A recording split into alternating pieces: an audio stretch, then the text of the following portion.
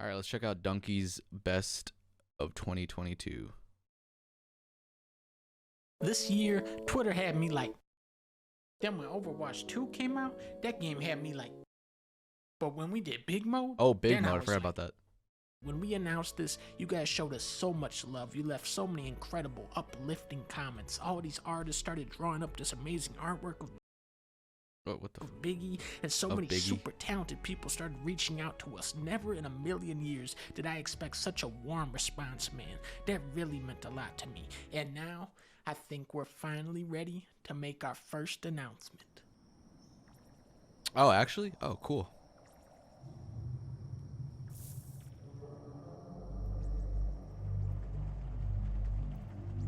Big Mode. Oh, look at that. That's cool.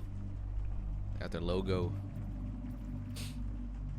Hell yeah! Animal We're Well. publishing Animal Well, baby. The first ever open well type game. This was one of the very few games at E3 this year. Yeah, I remember him talking about this. Caught my eye, and after playing it and getting to know the developer Billy Basso, we feel so lucky to be publishing Animal Well. It's intuitive, it's detailed, it's atmospheric. It's a game coming from a very pure place of love for video games. This game is going to surprise you, it's going to spook you, it's going to reward you for toying with its mechanics and delight you with some of the coolest animal interactions I've ever seen in a game. Look at this chinchilla. Oh, I love this guy. Please, people, go wishlist Animal Well on Steam if you want to see how deep the Animal Well really goes. To publisher Big Mode Games. Look at that. Wishlist. Hell yeah. Did you do it? Not yet. I will, though. At the end of the video. I'll do it. I'll do it. When I found out why Franken was called Franken, I knew this was a good game. Nathan Drake, Alan Snake, Alan Lake, Alan Wake. Remember the crazy plot twist in Fight Club? Alan Wake does that twist 40 times in a row. You know him? That's this. At one point in the storyline, I thought that Alan Wake his best of 22 is one of them is Alan Wake? In the 1500s from being bitten by a snake. This game came out in like 2015. Alan Wake is a writer who has to battle an evil lake. In reality, Alan Wake is a game written by Sam Lake. In the game, it is suggested that Max Payne is a story that Alan Wake wrote. In reality, Sam Lake is Max Payne. It's not rare for a video game to have a confusing storyline, but it is rare to see that confusion leveraged in such an entertaining way. It's a story inside of a movie, inside of a game, inside of a TV show, and there is a demented cop that keeps calling Alan Wake different author names. Get him up, Hemingway! You're under arrest! Nowhere to run now, Dan Brown! Get back in the cell, Stephen King! The Looker? That game had me looking like... I played a lot of funny games this year. None of them were actually trying to be funny. Just like Franken, you can download this for free, and just like Franken, this game is funny, and it's very clever in how it bakes the gameplay. So are these just his top games that he played this year? Go download The Looker. Or should I say, go give it a look. These aren't 2022 games. What's confusing about this game is that they look like turtles. It's called Ninja Turtles, but the music says that they're kangaroos. We came to lose. We came to lose. There's a 6-player co-op mode where you have more players on screen than enemies. However, the real draw here is the soundtrack by T. Lopes. He really knocked it out of the park with this one, bringing in rock singers, rappers, and laying down a whole bunch of energetic electronic funkiness.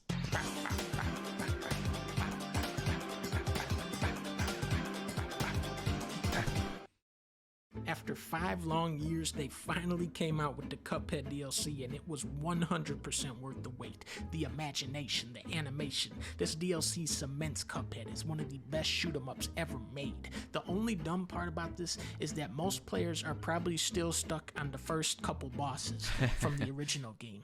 I haven't played it yet, so I can't say I'm stuck. Alright, what? Oh. Link's Awakening's Twin Peaks influence is not as obvious as Alan Wake's, but there is something sinister going on under those cute graphics. And they even got Warp from Super Mario Bros. 2, which will not win Game of the Year this year. I promise. For real this time. Yakuza Kiwami. I don't know what the hell they were talking about in this game. I had subtitles turned off, but it seemed pretty good to me. Only in Yakuza will they have a super in-depth slot car racing minigame and then ask, but who is the man that runs the store? When is she gonna get married? And then you get wrapped up in his life because you wanted to race toy cars. I got a lot more out of this game from playing Yakuza 0 first. Some things change over the years, some things never change, and then there's Majima, who just 180'd into Daffy Duck. On top of being a gangster, he is now a police officer, a bartender, a taxi driver, a stripper, and a zombie, and you have to face him in every minigame. I gotta play more of these games. Neon White is built specifically for people who love to push up against the limits of what a video game will let you do. Time trial mode, thoughtful level design, fancy movement, John Cena. Neon White combines so many things that I love with anime, and I just have to accept it because this game is so damn good. HAL Laboratories has been making games since before I was even born, and Kirby and the Forgotten Land is one of the best games they've ever made.